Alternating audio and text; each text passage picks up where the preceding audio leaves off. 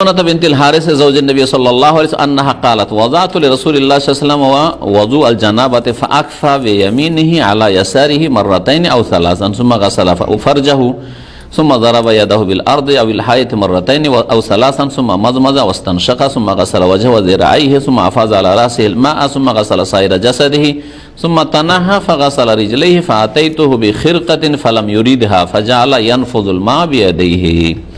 মাইমুনা বিনতুল হারিস ইনি রাসূলুল্লাহ আরেক বিবি। গোসলের কথা নবী সাল্লাল্লাহু আলাইহি ওয়াসাল্লামের দূরের লোক কি করে জানবেন যে কেমন করে গোসল করতেন না করতেন, ফরজ গোসল, তাই না? তা আয়েশা রাদিয়াল্লাহু তাআলা একটা বয়ান করলেন, আরেকটা হচ্ছে মাইমুনা রাদিয়াল্লাহু তাআলার হাদিস। নবী সাল্লাল্লাহু আলাইহি ওয়াসাল্লামের বিবি বলছেন যে ওয়াদাতু লিরাসূলিল্লাহি সাল্লাল্লাহু আলাইহি ওয়াসাল্লাম ওয়াদু আল জানাবাতি, আমি রাসূলুল্লাহ সাল্লাল্লাহু আলাইহি ওয়াসাল্লামের জন্য জানাবাতের গোসলের যে উজুর পানি রাখলাম। ওয়াজু উজুর পানিকে বলা হয়, উজু কাজটিকে বলা হয় ওয়ায়ে জাম্মা দিয়ে, ওয়ায়ে পেশ দিলে, আর ওয়ায়ে যখন ফাতা দেবেন তো উজুর পানিকে বলা হয়। এখানে আম পানির কথাই রয়েছে, কারণ তার সাথে গোসলও করলেন।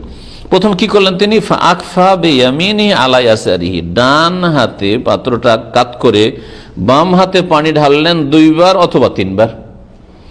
সুম্মা গাসাল ফারজা, তো বাম হাতে কেন পানি ঢাললেন? কারণ লজ্জাস্থান পরিষ্কার করবেন কোন হাত দিয়ে? বাম হাত দিয়ে, না ডান হাতে? ডান হাত লজ্জা স্থানে দেওয়া যাবে কি? নিষেধ আছে না নেই? ডান হাত যদি লজ্জা স্থানে না দেওয়া যায় শরীয়তের বিধানে, তাহলে আজকাল ব্লু ফিল্ম দেখা মুসলিম যুবকরা, ফাসেকরা জিজ্ঞেস করে মুখে দেওয়ার কথা, আউযুবিল্লাহ। আর আমি কয়েকজন লোকের কথা শুনেছি এরকম, যারা মাদ্রাসা পড়ুয়া মুফতি, তারা ফতোয়া দিয়েছে যে বাধা কোথায়? গায়র ফাকি জাহেল, এগুলো মাদ্রাসা পড়েছে ঠিক, কিন্তু ফিকহে না, জ্ঞান নেই। ইসলাম এত সুন্দর দিন যে যাতে মুখে আপনি বাম হাত দেবেন এটা পছন্দনীয় নয়, ডান হাত লজ্জা স্থানে দেবেন সেটা নিষেধ রয়েছে, ঠিক কিনা? এই যদি হয় তাহলে স্ত্রীলিঙ্গ অথবা পুরুষ লিঙ্গ লজ্জা স্থানে মুখ দেওয়া কি করে জায়েজ হতে পারে? কি করে জায়েজ হতে পারে? আর এই সব মৌলবীগুলো আবার ডিগ্রির দিক দিয়ে, পড়াশোনার দিক দিয়ে ভালো ডিগ্রি হাসিল করেছে, কিন্তু এদের জানি না শরীয়তের জ্ঞান আছে কিনা, ফতোয়া দেয়। আমার তো বাধা দেখছি না। আমাকে কোনো লোক শুনিয়েছে ওদের থেকে, আর নাম বলছি না, সেসব বক্তা বা আলেমদের কথা, আল্লাহ এদেরকে হেদায়েত করে এবং বুঝার তৌফিক দান করে।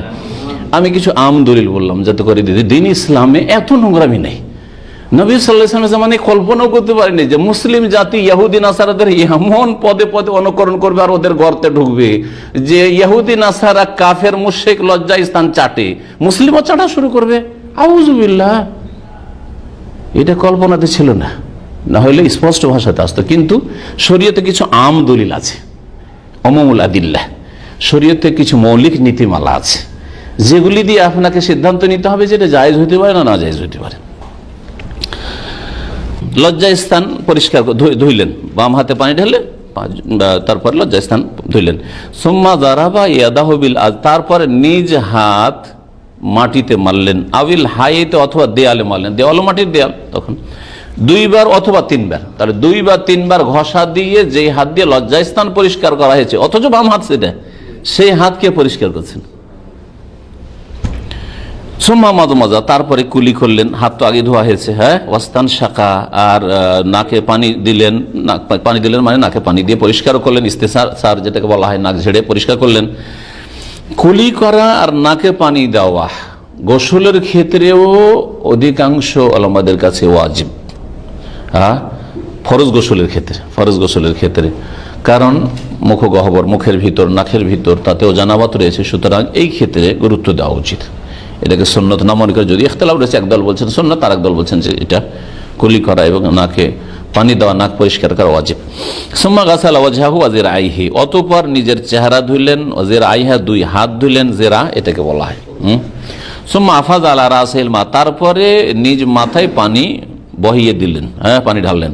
সুম্মা গাসালা সাইরা জাসে, অতঃপর পুরো দেহ ধুইলেন। সুম্মা তানাহা, তারপরে সরে গেলেন, যেই জায়গায় গোসল করছে সেই জায়গা থেকে সরে। কেন সরে গেলেন?